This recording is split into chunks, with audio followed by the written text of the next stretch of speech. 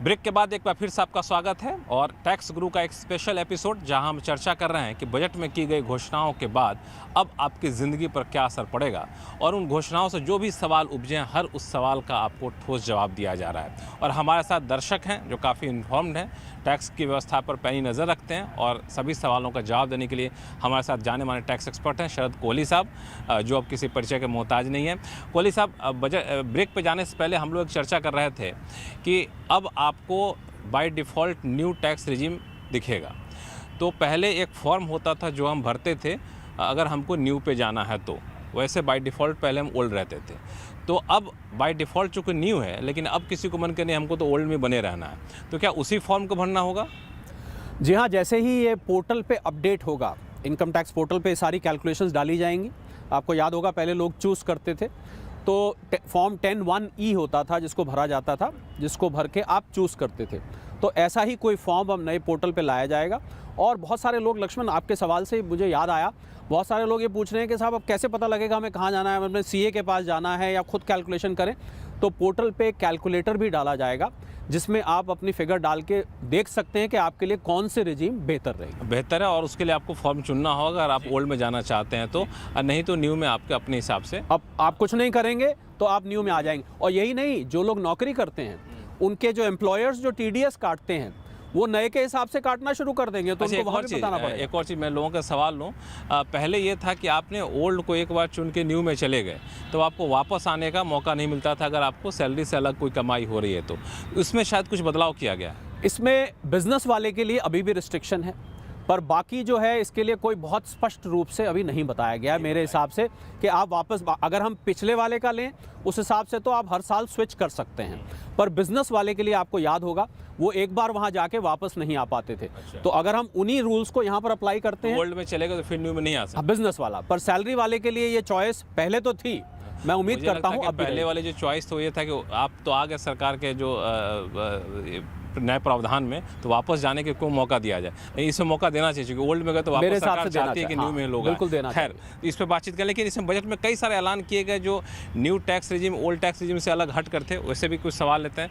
आपको देख के अमिताभ बच्चन जी की याद आ गई। नमस्कार जी, मेरा नाम अरविंद अरोरा है। सबसे पहले मैं आपको ये बता दूं कि मैं अमिताभ बच्चन नहीं हूँ। लोग मुझे अमिताभ बच्चन समझते हैं लेकिन मैं अमिताभ बच्चन नहीं हूँ। मेरा वैसे ही रहे जी भाई साहब, मेरा जो है वो रेडीमेड गारमेंट्स का बिज़नेस है और मेरी 2.5 करोड़ तक की टर्नओवर है साल की। क्या मैं प्रेजेंटिव टैक्स के लिए अवेल कर सकता हूँ? इनका सवाल का जवाब लेंगे। और मेरी 50 लाख तक की कैश की ट्रांजेक्शन भी है। आप पहले जवाब दे, फिर इनसे बातचीत करेंगे। देखिए, प्रिजम्पटिव टैक्स के लिए बड़ी अच्छी खबर आई है बजट में। उसको 2 करोड़ सीमा होती थी, 2 करोड़ से नीचे के जो व्यापारी होते थे वो उसको ले पाते थे। उस लिमिट को बढ़ा के 3 करोड़ कर दिया है। प्रोफेशनल्स के लिए लिमिट 50 लाख थी, उसको बढ़ा के 75 लाख कर दिया है। पर अरोड़ा साहब ने जो बात कही, इन्होंने एक बात मैं ध्यान से सुन रहा था कि इनके 50 लाख के कैश के ट्रांजैक्शंस है। तो अगर आपने वित्त मंत्री महोदया की स्पीच ध्यान से सुनी तो उन्होंने साफ साफ बोला कि 5% से ज़्यादा कैश के ट्रांजैक्शन नहीं होने चाहिए अगर आप प्रिजम्पटिव टैक्स में जाना चाहते हैं। अब तो अरोड़ा साहब करेंगे नहीं कैश के ट्रांजैक्शन, तो इसलिए तो 2.5 करोड़ अगर इनकी टर्नओवर है वैसे ही एलिजिबल हैं अगले साल से। पर क्योंकि कैश के ट्रांजैक्शन है तो मैं इनको सलाह ये दूंगा कि अगर आप उसमें आना चाहते हैं तो अगले साल आप कैश के ट्रांजैक्शन अपने 5% पे ले आइए, यानी कि 2.5 करोड़ का बना करीब 12.5 लाख आप उस पर ले आइए। उसके बाद आप बड़े शौक से प्रिजम्पटिव, बड़ा फ़ायदा है लक्ष्मण प्रिजम्पटिव में जाने का। कोई खाते नहीं रखने, कोई बुक्स नहीं रखनी, सीधा 6% टैक्स कैलकुलेट करके जमा करा दी। तो आप उन लोगों में जिनको बहुत ज़्यादा फ़ायदा मिला इस बजट से। हालांकि आप अमिताभ बच्चन है नहीं, लेकिन मुझे लगता है कि अमिताभ बच्चन के बड़े फ़ैन रहे हैं। जी, वाकई फ़ैन है। कुछ डायलॉग और सुना दीजिए इसी बहाने। हम भी वो है जो कभी किसी के पीछे नहीं खड़े होते हैं, जहाँ खड़े हो जाते हैं लाइन वहीं से शुरू होती है। क्या बात है, तो लाइन यहीं से शुरू करते हैं। आपको ऐसा कोई सवाल? हाँ जी, मेरा सवाल ये है कि मेरा बेटा यूके में पढ़ता है, तो रेमिटेंस पे उस पर कितना टैक्स लगेगा, थोड़ा उसके बारे में बताइए। जी हाँ, बहुत सारे लोग, लक्ष्मण, आजकल रेमिटेंस में कोई बदलाव किया गया है? बिल्कुल बदलाव किया गया है और बहुत सारे लोग बाहर पैसा भेजते हैं आजकल। तो मेरी जानकारी के हिसाब से 12-13 लाख बच्चे इस समय भारत से बाहर पढ़ने जाते हैं और उस पर 5% TDS था रेमिटेंस पे। आपको याद होगा हमने पहले टैक्स गुरु में डिस्कस किया था। या आप कोई टूर पैकेज लेते हैं, बाहर का करते हैं, अब वो बढ़ा के 20% कर दिया गया। यानी कि अगर आप 10 लाख रुपए भेज रहे हैं तो TCS के रूप में, टैक्स कलेक्टेबल एट सोर्स, आपको उसमें से 2 लाख जमा कराने का, पर इसमें चिंता की बात इसलिए नहीं है क्योंकि ये टैक्स अप फ्रंट आपके पैन में 26A में दिखता है। इसका आप बाद में क्रेडिट लेके रिफंड भी ले सकते हैं। तो आप समझ गए सवाल का जवाब, और आपको क्या लगता है फायदे का सौदा है कि कुछ नुकसान होने वाला है? ठीक है, जो गवर्नमेंट करती है उसको एक्सेप्ट करना पड़ता है एक्सेप्ट इसमें। करना चाहिए। आप डॉक्टर हैं? जी, मैं साइंटिस्ट हूँ। साइंटिस्ट हैं? मैं एम्स में था अच्छा। और सबसे पहले मैंने कॉन्ट्रासेप्टिव वैक्सीन पे काम किया हुआ है। अच्छा। जो फर्टिलिटी वैक्सीन है, और आने वाले समय में जो हम इंजेक्शन कोरोना का देखा है, ऐसी आने वाले समय में वैक्सीन दी जाएगी जिससे हम मेल फर्टिलिटी को कंट्रोल करेंगे। जो बच्चों की समस्या है, कंडोम की है, वो सब बंद हो जाएगी और वैक्सीन से ही काम होगा। अच्छा, तो बहुत एक्सपर्ट आपसे अलग से इस मुद्दे पर बातचीत की मैं जाएगी। लक्ष्मण, इनको एक स्पष्टीकरण और दे दूं कि एजुकेशन पे भेजने पर नहीं है, बाकी जितनी रेमिटेंसेस आप भेजते हैं उस पर है। अच्छा, ये बड़ी सफाई है चूंकि- पर पैसे बहुत लोग बाहर भेजते हैं। और इससे आपने पूछा ना कि इससे नुकसान फायदा क्या है, वो ज़्यादा ज़रूरी बात है। लोग ये शिकायत कर रहे हैं कि हमारा पैसा फंस जाएगा, क्योंकि आपके टैक्स जमा होगा, जब तक रिटर्न फाइल करेंगे रिफंड आएगा, पूरे प्रोसेस में टाइम लगता है, आप तो जानते हैं। तो पैसा उतनी देर के लिए फंसा रहेगा। मतलब किसी ने 10 लाख भेजने हैं तो उसके 12 लाख रुपए यूज़ हो जाएंगे, 2 लाख रुपए फंसे रहे। लेकिन ये तो एजुकेशन के लिए आप भेज रहे हैं, आपका बेटा वहाँ पढ़ते हैं जी। हाँ, तो इन पे तो एजुकेशन के लिए भेज रहे हैं तो कोई चिंता की कोई बात चिंता नहीं। की बात। एजुकेशन है कि बिजनेस के लिए? नहीं, मेरा तो बच्चा एजुकेशन के लिए। एजुकेशन के लिए। एजुकेशन में तो चिंता की बात नहीं है, पर 20% कर दिया गया है फॉरेन रेमिटेंसेस पे TCS। इसके पीछे कोई खास मकसद? इसके पीछे मकसद ये है कि वित्त मंत्रालय को ऐसा लग रहा था कि उसकी ट्रैकिंग नहीं हो पाती है, तो और TCS 5% TDS जब आप काट रहे थे तो लोग उसको भेज देते हैं, पर फिर भी वो रेगुलेशन से बाहर रहता है।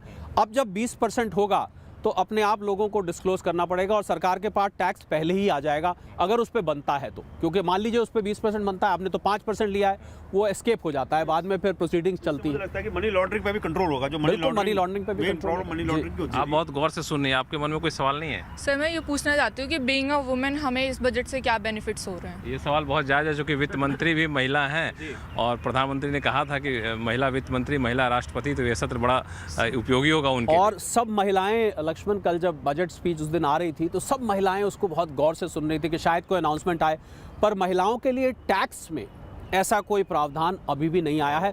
एक मैं इनको खुशखबरी जरूर दे दूं, क्योंकि महिलाओं की बात आई है, तो महिला सम्मान निधि करके एक नई स्कीम लॉन्च की गई है 2 साल के लिए, हालांकि टैक्स से संबंधित नहीं है। 7.5% इंटरेस्ट, 2 लाख रुपए आप इसमें लगा सकते हैं, और 2 साल के लिए आप इसमें निवेश कर सकते हैं।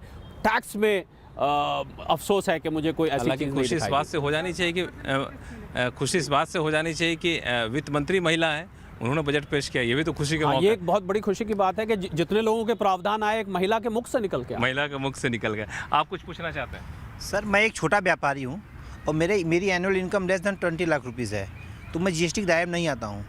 जो कहीं मैं एक बिजनेस अकाउंट खोलना चाहता हूँ, मेरा अकाउंट खुल नहीं पाता है, तो उसके लिए मैं क्या करूँ? जी हाँ, बिल्कुल। जब बैंक के पास जाते हैं ना छोटे व्यापारी खोलने, तो बैंक कहता है साहब आप ID दिखाइए, और अपनी ID नहीं, अपना आधार नहीं चलता इसमें वो बिजनेस के कोई रजिस्ट्रेशन मांगते हैं। तो अब कल बजट में जो अनाउंसमेंट की गई, पैन को बिजनेस आइडेंटिफायर बना दिया गया है, यानी कि अब पैन आपके बिजनेस की आइडेंटिटी बन जाएगा। इनके लिए आपको GST रजिस्ट्रेशन कराने की जरूरत नहीं है। नहीं जरूरत है, कोई और रजिस्ट्रेशन, बहुत बड़ा बदलाव है। शॉप एक्ट, कोई भी और रजिस्ट्रेशन नहीं। आपके बिजनेस की आइडेंटिटी अब पैन बैंकों को या कहीं भी जरूरत है उसको मानना पड़ेगा। अगर मैं आसान भाषा में कहूँ तो बिजनेस का आधार पैन बन गया है। बिजनेस का आधार पैन बन गया। अब वो क्या ईज ऑफ डूइंग बिजनेस की तरफ एक बहुत बड़ा कदम उठा सकता है। आप कुछ बोल रहे थे?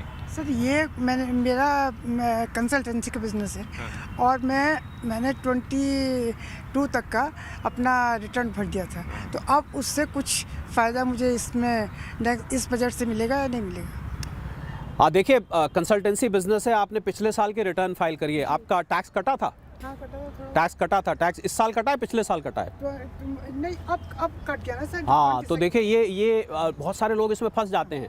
होता क्या है कि कई बार जहाँ जो टैक्स काटने वाली एजेंसी होती है वो अगले साल में टैक्स काटती है, और इनकम आपकी पिछले साल की है, तो रूल के हिसाब से आपको इनकम डिक्लेयर करनी है। जिस साल इनकम हुई है तो टैक्स कटता था अगले साल, तो अब वो टैक्स वापस नहीं ले पाते थे। आपको याद होगा टैक्स गुरु में बहुत सारे इसके मामले में सवाल आए हैं, जिस पर हम लोग आवाज उठाते भी थे कि बिल्कुल उसको आप कोई प्रावधान करें। अब आपका टैक्स अगले साल भी कटा है, तो एक एप्लीकेशन डाल के आप उसका रिफंड ले सकते हैं या उसका क्रेडिट ले सकते हैं। ये फेरबदल कर दिया गया। कर दिया गया। तो मुझे लगता है कि बहुत सारी चीज़ें जो हम लोग टैक्स गुरु में दर्शक हमारे सवाल पूछते थे और जो हम लोग मांग करते थे, वो बातें लगता है वित्त मंत्रालय तक पहुंची हैं और उस तरह से कई बदलाव किए गए हैं ताकि अनावश्यक रूप से कोई टैक्स पर इसमें परेशान ना हो। और मैं उम्मीद करता हूं कि ऐसे कोई भी सवाल हमारे पास आएंगे तो हम लोग दर्शकों के जवाब देंगे। और आपके पास भी कोई सवाल हो तो हम लोग का शो यहीं ख़त्म नहीं होता है, आप अगले एपिसोड के लिए सवाल भेज सकते हैं। और ईमेल आईडी है tax@moneycontrol.com। आप जो भी सवाल भेजें अपना नाम और मोबाइल नंबर ज़रूर भेजिएगा, क्योंकि फिर आपसे हम फ़ोन पे बात करेंगे, अपने जाने माने टैक्स एक्सपर्ट से सीधी आपकी बात कराएंगे। और फिलहाल के लिए नमस्कार, देखते रहिए CNBC आवाज़।